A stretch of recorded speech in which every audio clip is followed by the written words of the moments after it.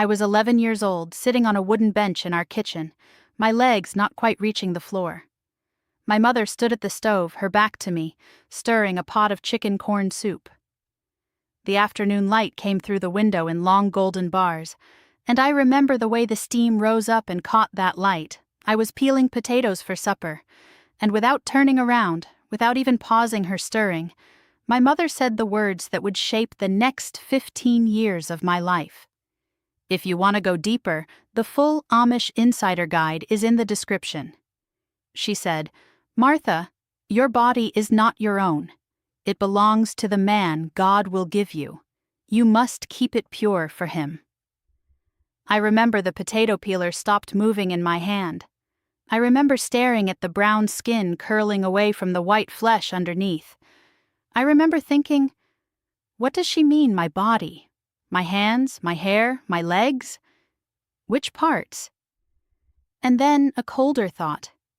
If my body belongs to someone I have never met, then what part of me is actually mine? Before I tell you what came after that day, the rules I learned, the way my body became a thing I managed for a man who did not yet exist, let me introduce myself. My name is Martha, and this is Hannah the Amish Girl, the channel where women like me share the truths we were never allowed to speak out loud. I grew up Old Order Amish in Lancaster County, Pennsylvania, and I left at 26 years old. If you want to hear stories that go behind the prayer cap, please subscribe and tap the like button. And in the comments, tell me, how old were you when someone first told you your body wasn't yours? I read every single one. Now let me explain something that took me years of therapy to understand. In Amish communities, a girl's body is treated as a kind of family asset from the moment she is born. Not in a cruel way, not in a way that anyone in my world would have called wrong. It was simply the water we swam in. The theology underneath it goes like this. A woman's purity is her dowry. It is the gift she brings to her future husband. Lose it, damage it, even let your thoughts wander toward it, and you have stolen something that was never yours to spend. By the time I was 11, the rules had already started, but that day in the kitchen was the day they were named out loud. Before that, I had only felt them.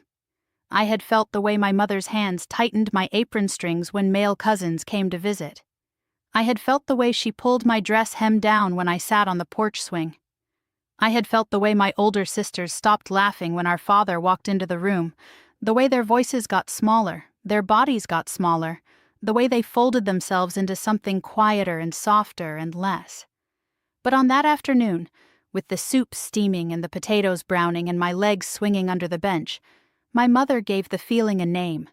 My body was not mine. It was a gift in storage, and I was the keeper.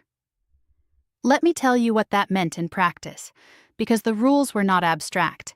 They were daily, hourly, constant. I could not run after the age of 12. Running made the dress lift, and a dress that lifted was a body that was visible, and a body that was visible was a body that was tempting. I could not climb trees. I could not swim with the boys, even my own brothers after the age of 9. I could not let my hair down outside of my own bedroom, not even in front of my sisters once we were old enough to be considered women. My hair, my mother told me, was a covering of glory, and that glory was not for the world. It was for him. If you want to go deeper, the full Amish Insider Guide is in the description. The prayer cap went on at age 12. Before that, my hair could be in 2 simple braids. After 12, every single morning I had to part my hair down the middle, twist each side back into a tight bun at the nape of my neck, and pin the white covering on top. It took 20 minutes. It hurt. The pins pulled my scalp. By evening I would have a headache that started at my temples and moved into my jaw. My mother told me the headache was good. She said, "That is the feeling of obedience. That is the feeling of being a woman." The dresses came next. Long sleeves, even in summer, because forearms were considered too feminine to be shown. The hem had to fall past the middle of the calf, the collar high enough to cover the collarbone. Black stockings, even on the hottest days in July. I remember one summer afternoon when I was 13, working in the garden, picking string beans in 95-degree heat. The sweat ran down my back inside my dress. My stockings stuck to my legs. I felt faint. I asked my mother if I could just for 1 hour take off the stockings. No one would see. We were in our own garden behind our own house. She looked at me and said, "God sees. Your future husband sees, even if he doesn't know it yet. Every choice you make now, you are making for him." I want you to sit with that for a moment. I was 13 years old, sweating in a garden, and I was being told that my discomfort was a love letter to a man whose face I had never seen, whose name I did not know, who might not even exist yet as a grown person. And my own body, the one that was hot, the one that was dizzy, the one that wanted simply to breathe, did not get a vote. The rules went deeper than clothing. They went into how I sat, knees together, always, even at home, even alone in my own bedroom because my mother said, "Your body remembers what you teach it." They went into how I walked. Eyes down when men were nearby, especially men who were not family. They went into how I laughed, quietly, with my hand near my mouth, never throwing my head back, never showing too much teeth. A loud laugh from a girl, my mother said, was an invitation. To what, she would not say. And then came the part nobody talks about openly, the part that took me the longest to put into words after I left. I was 14 when I started to notice my own body in a new way. I would lie in bed at night, and I would feel things, warm things, curious things, things that made me press my palm against my own chest just to understand what was happening. And every time, every single time, I would also feel a wave of terror.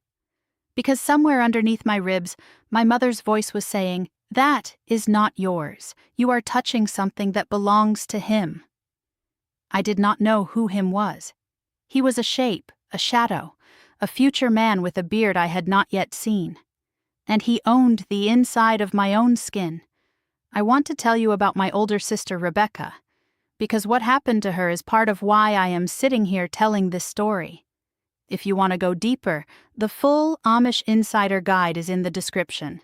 Rebecca was 3 years older than me. When she was 16, she made what my mother called a mistake. She let a boy at a Sunday singing put his hand on her waist outside of the proper bundling context.